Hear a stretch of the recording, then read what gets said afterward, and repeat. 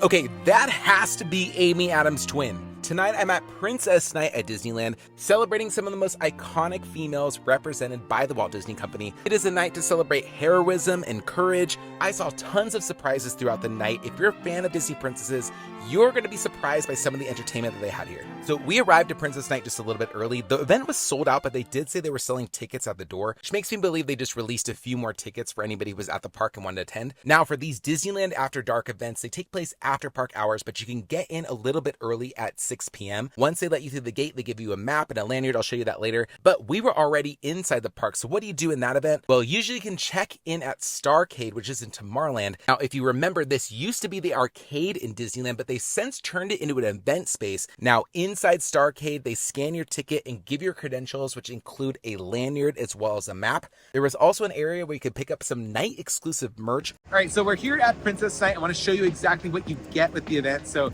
you get this map, which is a big collector's item. Trust me, because these are only for these 2 nights. You can get this. So this map shows you everything that you can do inside the event, from like characters you can meet to photo ops, the entire map of the evening, showing you all the different experiences that you can do during Princess Nite.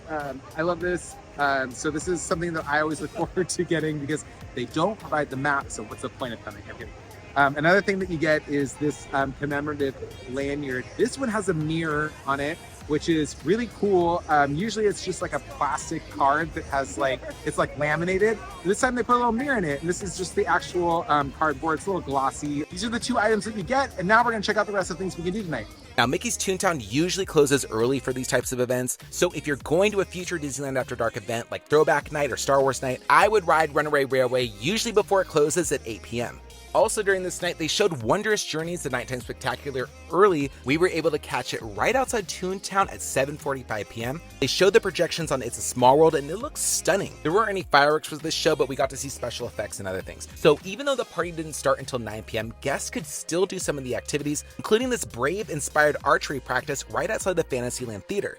And right across the way near It's a Small World was a Cinderella carriage right from Disney Weddings. It looked incredible in person and was an awesome photo op. So between 8 and 9 p.m., Disneyland was setting up a bunch of photo ops, but this was also a good time to ride some of the attractions as we saw wait times just plummet. But we decided to go over to Main Street USA to check out the Royal Welcome to All starring Princess Minnie and Princess Daisy. There was a bit of a crowd for this one. I think people are expecting a lot more to happen, but when Princess Daisy and Princess Minnie came out, everybody was cheering. They were accompanied by a couple of royal trumpeters, and they officially kicked the night off.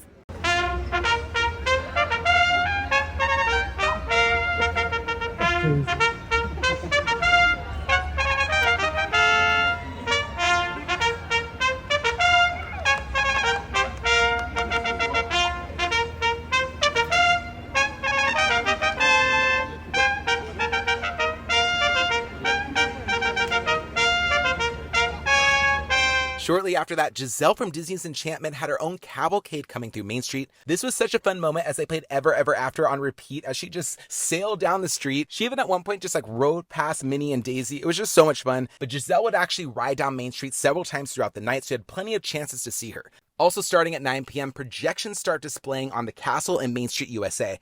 I always think these are such a magical touch for these after hours events.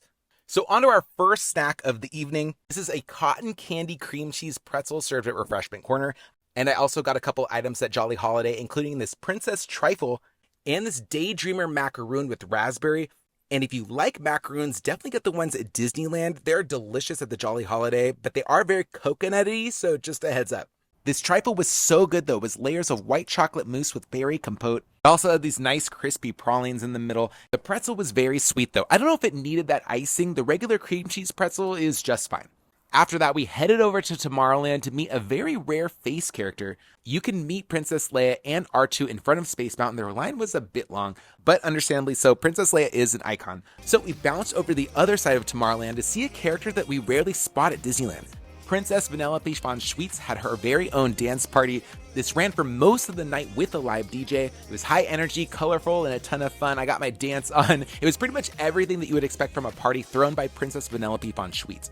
Now, if you're a Disneyland Magic Key holder, you can get an exclusive item just for us found at the event. At Star Wars Launch Bay, there is a sticker for Princess Nite. So after grabbing that, it was time to head over for some more entertainment that I'm really excited to show you. On the way, I saw this incredibly long line for Ariel. She had her, standard dress on, but there were bubbles in the background, pretty fun. There was also Princess Ada from Bug's Life. Haven't seen her since the land closed down. Nostalgia. Over at Rivers of America, there is a special show just for Princess Nite. It's called Soarin' Melodies Under the Stars, and you just gotta watch this. Disneyland After Dark, Princess Nite. Now, as we all know, the Disney princesses are beloved heroines who have always inspired us to follow our dreams. A dream is a wish your heart makes when you're fast asleep. In dreams you will lose your heartache. Whatever you wish for, you keep. Have faith in your dreams, and someday your rainbow will come smiling through. No matter how your heart is grieving, if you keep on believing, the dream that you wish will come true. On those trees and right behind these waterfalls, can I ignore that sound of distant drumming? For a handsome, sturdy husband who builds handsome, sturdy walls somewhere past the sea. Don't know what for. Why do all my dreams extend just around the riverbed? Hey, Tiana. Hi there. Cross the river and almost there. I'm almost there.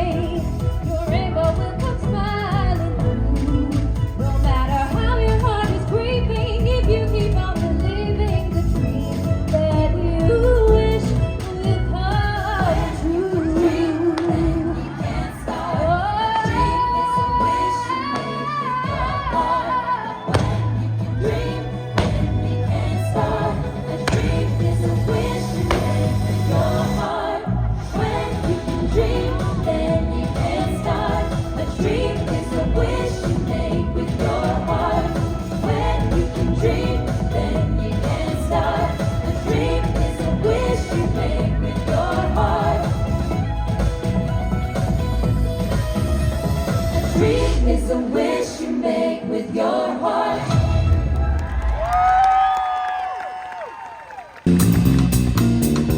After that incredible show, we were craving another snack, so we decided to try the mixed berry milk at Harbor Galley. This is one of those just flavored milks similar to like strawberry milk, pretty sugary, really not my thing, but if you like that kind of milk, you might like this one. And we still had plenty of characters that we had to see, so over in Frontierland, Pocahontas was greeting guests. I also got to check out some of the wait times for the attractions around this time, and I haven't seen ride wait times this low in a very, very long time. I mean, we're talking 5 minutes for most attractions, 15 for the big ones like Matterhorn. This is a huge benefit of coming to a Disneyland After Dark event. If you want to ride a bunch of attractions with low wait times, this is the time to do it. We're the Atlantis fans out because Princess Kita was there and she was looking incredible. One of the downsides though is that a lot of the character lines were incredibly long. I kind of wish they did more social distance greets similar to what we saw from Giselle, because even though it was a quick interaction, she was still able to look at guests and wave to them. I think that could have made the night even better. But we have one last incredible stop before I give my final coverage of everything. Disney transformed the Main Street Cinema into a display of Disney princess gowns from the past. There were some spectacular, very incredibly detailed gowns that you could check out here. Some from movies, some what appeared to be from within the parks. You got to stand close and look at all of the amazing details from the tiaras down to the stunning embroidery on Mulan's dress. As expected from Disney, these gowns were incredibly well preserved, and the way that they utilized the space really felt kind of like a museum, but it had this like enchanting feel about it. Maybe because we were surrounded by some of the most legendary gowns in all of cinematic history. Like, I don't even need to tell you that's Belle's gown for Beauty and the Beast. But that's it for Princess Nite 2023, and what did I think? Wow, we did it. Okay, Princess Nite 2023 at Disneyland. What did I ultimately think? So here's what I always say about the Disneyland After Dark parties. If you love the idea of going to the parks with minimum crowds and minimal wait times for the rides, and you don't mind going late at night, well, and maybe being a little bit freezing cold out, these parties are awesome because honestly, that's exactly what you get. You also get special attractions, which include like seeing special characters, trying exclusive food. There's just a lot of little like, you know, like we got to do photo ops and all kinds of fun things that were only for the night. So if you love this theme, this would have been a really good opportunity for you, especially if you love the idea of the short wait times. I also thought that like the princess gown area was just like such a cool feature on Main Street. That's something that was a bit unexpected. The live pop singing show was phenomenal. I love seeing all of like how they did it with like the princesses coming out and everything.